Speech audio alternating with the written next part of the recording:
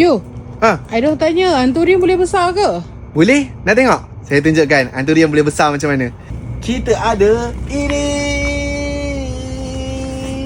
Gergasinya. Nak keluarkan dia susah ke abang?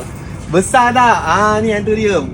Ada yang tanyakan selalu Anthurium ni boleh besar ke? Boleh besar ke? Ini boleh besar, cantik. Ikut baka lawa tau. Jenis kalau daun panjang macam ni, daun lebar, memang boleh gergasi. Ini pun tak habis besar lagi. Jom kita tunjukkan lagi. Let's go. Ini pula ke abang? Ini ID Red Crystal. Bukan Red Crystal, sorry, Crystalina Dark Form. Boleh besar juga, nampak?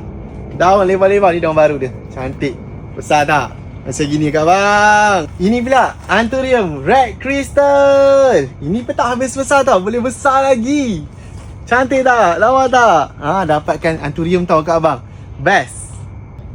Ini pula Papilliminum Super Dark. Gelap jenis daun panjang, urat lampu kat abang. Lawa. Hari tu pun kita beli, saiz dia kecil je kat abang. Ini dah besar dah. Kira besar dah juga. Dia boleh besar lagi tau kat abang. Tapi kita baru jaga dalam 3 bulan. Okey, panjang dia macam gini. Cantik tak? Ini pula si gergasi ni. Memang cantik, memang lawa. Ini pula jenis hybrid tau kat abang. Siapa tahu ni hybrid apa? Cuba teka. Ini pula Black Dorayaki Hybrid from Seed. Cantik, lawa. Jenis kalau Dorayaki ni dia jenis nenek-nenek lah. Tapi daun dia boleh bulat macam mangkuk besar pinggan kat abang. Besar piring. Memang cantik, memang lawa. Ini kira saiz induk muda lagi kat abang. Belum cukup habis besar. Cantik juga. Kita beli dari kecil tau kat abang. Dah kira besar juga. Bangga tau. Sebab kita pun baru dalam Anthurium tau kat abang. Di tangan saya kita ada 2 jenis, iaitu ini dia ID Red Java Hybrid. Memang cantik. Jenis daun dia 3 segi lah 3 segi daun panjang, lawa, telinga jarak kat abang.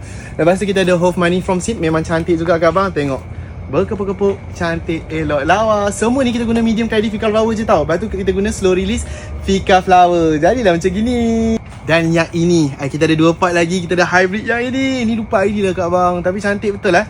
Daun dia nampak curve macam ni Cak ala Regale Indonesia punya hybrid. Memang cantik. Dan juga kita ada Crystal Hope Hybrid. Cantik juga. Ini berat dah pula. Pasu dia lah berat. Tanah ringan je kat abang. Nampak? Ni pasu seramik. Dapatkan tau kat abang. Itulah jenis-jenis Anthurium. Kita ada banyak lagi Anthurium kat abang. Jadi kalau kat abang nak dapatkan Anthurium, dapatkan di Fica flower kat abang. Harga jangan risau. Dia punya rupa mahal, tapi harga macam biasa. Harga best di Fica flower kat abang. Okay, mana yang datang Wiz Fica Landscape, datang segera. Pilih kat abang nak Anthurium yang mana. Pilih koleksi kat abang. Bye.